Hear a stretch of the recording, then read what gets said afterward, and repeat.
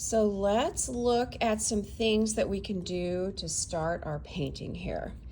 Let's say that I've got something really simple.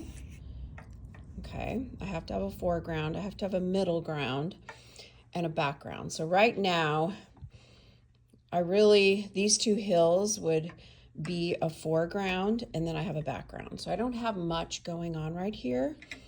But maybe I want to pop in some trees or things like that. But maybe I just want to do some more layering, and maybe I'm going to have the sun rising or setting or something like that. And then maybe just some stratus clouds going on back here. And then I need to come up with something for my foreground. So it could be trees, it could be bushes. I'm just thinking, this is how you would get bushes in. Like everybody, if you think about it, guys, everybody can scribble scrabble, right? So you can't say, I can't draw. I don't know how to do this. Yes, you do. Scribble like this for bushes, okay? Make simple things. Remember that you have to have 3 reference photos. So let's just pretend that I found 3 different photos and I'm stealing ideas from 3 different reference photos that I found or more. Sometimes I have students that come up with 5 or 6 different ones. Maybe I've got like some bushes over here. Do you see that? That's all I'm doing. I'm scribbling. I could even use my left hand, which I'm not good at my left hand, but I could just scribble with my left hand too.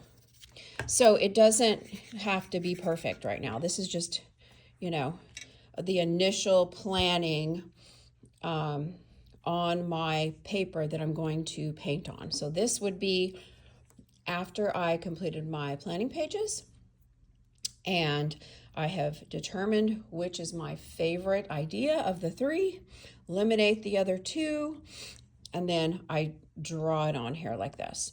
Really, I wouldn't have to have much more than this. I could have these bushes right here, could be my foreground. Maybe I've got some more bushes, or maybe I'm going to come up with some flowers or something popping up in here later. And I can just leave it like that. And then the middle ground would be this area here. Beyond this first hill would be your middle ground, sun, and then your background here, okay? But I've had a few of you say, I can't draw. Just do something simple. Just do something simple. If you haven't taken drawing class, yes, you will struggle a little bit, but that's okay. Just do your best, okay? So now let's just figure out what comes first. When you start a painting, the first thing you paint is your background. I'm going to say it again. When you start a painting, the first thing you do is your background, okay? Please don't start painting anything up here first. That's not going to be very helpful for you. So I would get my water and I would go ahead and water it down. Start thinking right now while I'm doing this, what is the easiest technique to do in the background?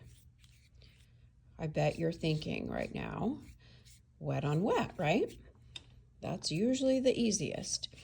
Now I could have, and I didn't, but I definitely could have waxed out all of those clouds, but I didn't. I chose not to because I have a white, and I figure my clouds might be more of a whitish grayish, and so I maybe want to go over it. So now I'm going to pop in some color. I'm going to move this down so you can see what I'm doing. I'm just grabbing a little bit of this really light green. I think it's kind of pretty. I'm just going to kind of get it in. And since I know that my clouds are going to be painted in later, the last thing I want to do is choose a really dark color, okay? So I'm going to pop in some of this really light green. I think it's kind of pretty. And then I'm grabbing some of this blue, and I'm just going to maybe pop a little bit of it in. And I'm going back and forth because when you're doing the sky, think about it.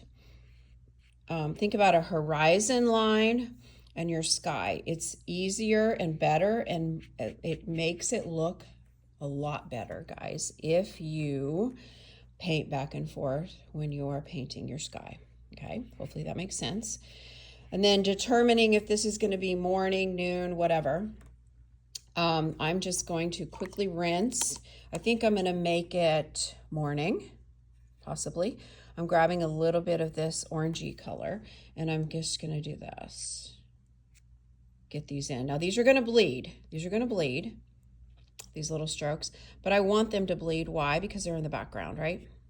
Just knowing that they're going to bleed and not worrying about it is what you need to do right now, okay? I'm grabbing a little bit different shades here of the oranges just on the tip of my brush. Notice which brush I'm using. I'm using the big brush. That way I can use it different ways. I can use it on the edge like I'm doing to make skinny lines. Do you see that? I'm just flicking. Or I can use it like this to make fat lines, which I already did. Okay, that's all I'm doing. So while I was talking to you and doing this background, I think it only took me probably a minute or two, right, to get to where I am right now. So that's literally how fast you could get your background in. Of course, we have a lot of work to do because we'll go in and we'll fine tune our clouds and things like that.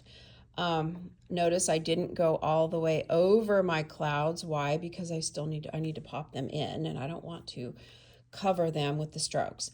So if you can remember that you need to paint in layers, that will be helpful. You need to start with your background first. That will be helpful. Another thing is, after this is dry, then I pop in my sun. Okay, I wouldn't want to pop in my sun right now. I would let this dry just a little bit. You could take another piece of paper or something and just fan it like this for about 3 or 4 minutes, and it will probably start to dry enough for you to pop that in. Okay, then you could fan this down a little bit, and then if you look at your layers, you'll notice that the closest hill to the sun would be this one, right? Because this hill is on top. We've got overlapping going on. This hill is on top of that one. This hill is on top of this one. I would not paint this first, then this, then this. I would paint the sun, and then I would paint this, and then I would paint this hill, and then I would paint this hill. When you paint your hills, you're going to paint right on top of all these scribble scrabbles. Why? Because we're working with watercolor. Watercolor is transparent. You're still going to be able to see all of these little scribbles that you planned out for your bushes or flowers or whatever they're going to be. So after these hills dry, then of course you can go in and start adding your details. Detail work should take you several days, okay? We're not going to race through and try to be the first one finished. These should be very detailed. So you need to plan out details. We are going to meet with planning partners. Your planning partners will give you advice for improvements because everybody is going to need improvements. And then you can go back to the drawing table and figure out how you're going to improve these works of art, to stretch it out to anywhere between 5 to 7 days of work. Okay, so that's how you would start a painting, is the background first, and then just work your way towards you in relationship to foreground, middle ground, background. Okay, we're going to practice using these fan brushes. Okay, so the first thing I'm going to do is just dip it into some water. Just let it start soaking in. And then this is what I'm going to do. I'm just going to choose 3 colors. Since my fan brush is pretty large, I'm just going to choose 3 colors like this. I don't think any water got on this end, so I'm just going to do that. There we go. And just get some water on there or get some pigment on there, okay, on those three. Since they're all the same shade, close, you know, they're shades of oranges and yellows. I'm going to do that. So then you can do this to get your bristles back to where you need them to be. And then I'm just going to touch my paper and I'm just going to wiggle and then bring it that way. Okay, that's a great way to make some really cool texture. So if I flip it upside down, do you see what that could be? It could be grass growing. Okay, or it could be some sort of effect that goes this way. Either way, it's kind of cool. So then I could also do, if I wanted to do some sort of flowers, I'm gonna get a little bit more pigment on there. If I'm doing flowers, then I can just stick it down like this and lift it up like that. And then I can go in. This is the brush that I was using before. I can go in and just do this really lightly, very lightly, just come up.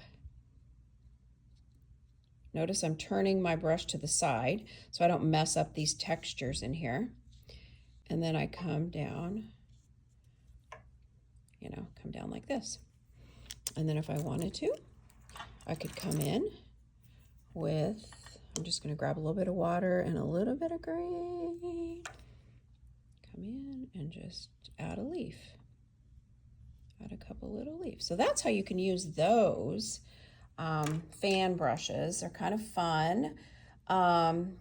Another way to use them is this. I'm going to actually grab some of this green. I'm going to mix it in with this to get just a different shade of green, like a darker, definitely a darker green, right? And then I'm going to do this. This is the same fan brush I was using, so it has some orange in it, so it's changing just a little bit. But if I wanted to do trees, I could use the fan brush to do trees this way.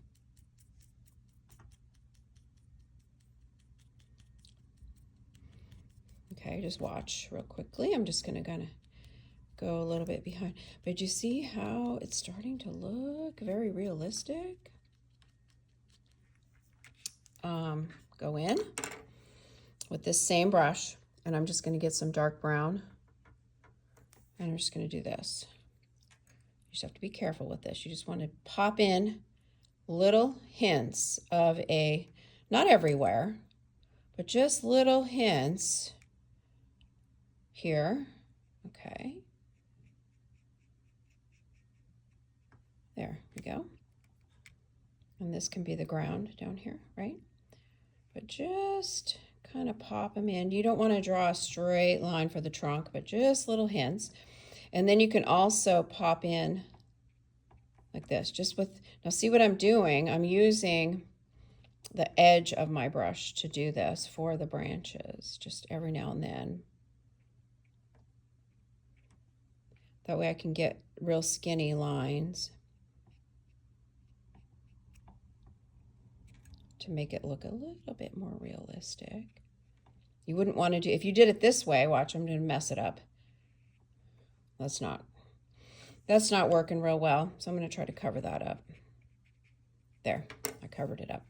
So don't do it like that. Do it where you're just using the edge of your brush like this. Bringing in just a little bit of branches that are coming out. It doesn't have to be everywhere, just every now and then, right? But that's how you create more of a realistic tree, okay, with the fan brush. So really, I was just blotting it, right? Here's something else you can do. If I am creating flowers, or maybe like just bushes or something, I can go in and I can just do this for my bushes. Okay, because this is going to be way more successful.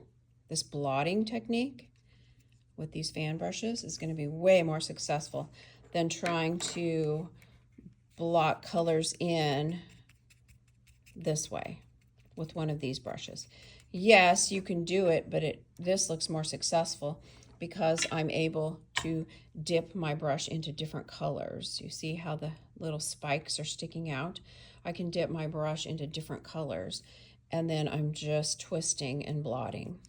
Way more successful. Literally anybody can do that.